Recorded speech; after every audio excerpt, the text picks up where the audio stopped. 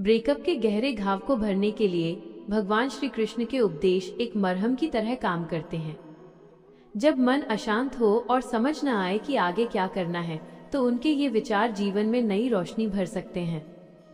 भगवान श्री कृष्ण ने गीता में स्पष्ट किया है कि परिवर्तन ही संसार का नियम है।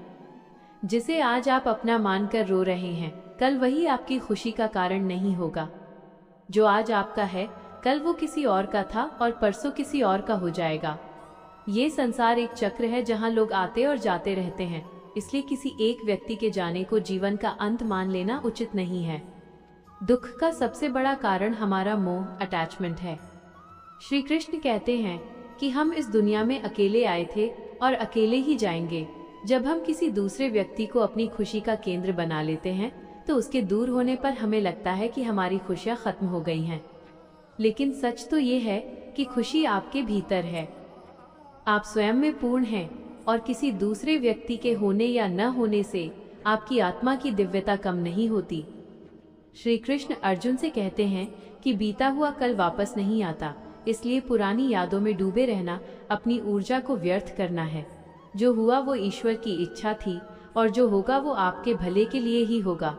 कई बार भगवान हमें उस इंसान से दूर कर देते हैं जो हमारे भविष्य के लिए सही नहीं होता, ताकि हम सही दिशा में आगे बढ़ सकें। कर्म पर ध्यान देना ही इस दुख से निकलने का सबसे श्रेष्ठ मार्ग है। आपका अधिकार केवल अपने कर्म पर है, उसके परिणाम पर नहीं। आपने अपना प्रेम दिया, वो आपका श्रेष्ठ कर्म था। अब वो व्यक्ति आपके साथ नहीं है, तो ये परिणाम आपके वश में नहीं है। जो आपके नियंत्रण में नहीं है, उसके लिए चिंता छोड़ दें और अपना पूरा ध्यान अपने करियर, अपने माता पिता और अपने व्यक्तित्व को बेहतर बनाने में लगाएं। श्री कृष्ण कहते हैं कि इंसान अपने विचारों से निर्मित एक प्राणी है। वो जैसा सोचता है वैसा ही बन जाता है।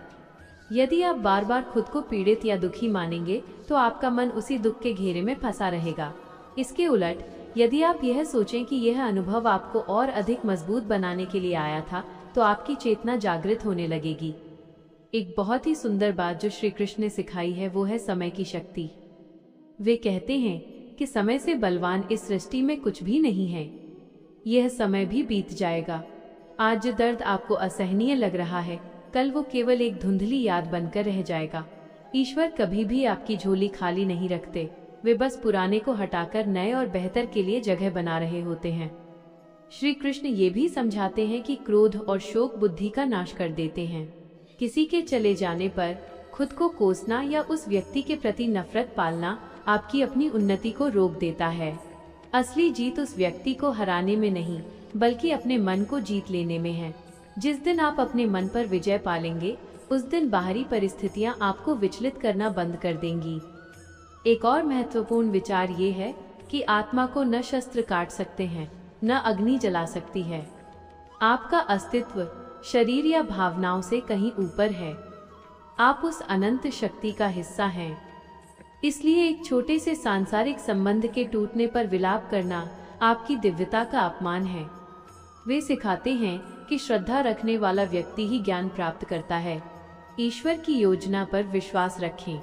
कभी कभी हमें नहीं पता होता कि हमारे लिए क्या सही है, लेकिन वह परमेश्वर सब जानता है।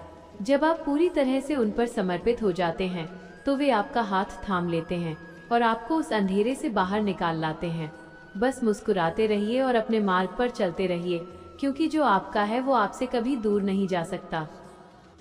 अंत में श्री कृष्ण का सबसे बड़ा संदेश क्षमा और शांति है। उस व्यक्ति को मन से माफ कर दें जिसने आपका दिल दुखाया, क्योंकि नफरत पालने से आप कभी आगे नहीं बढ़ पाएंगे।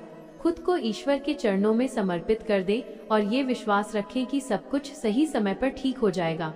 जब आप खुद को पहचान लेंगे और अपनी कीमत समझेंगे, तो दुनिया का कोई भी अलगाव आपको तोड़ नहीं पाएगा।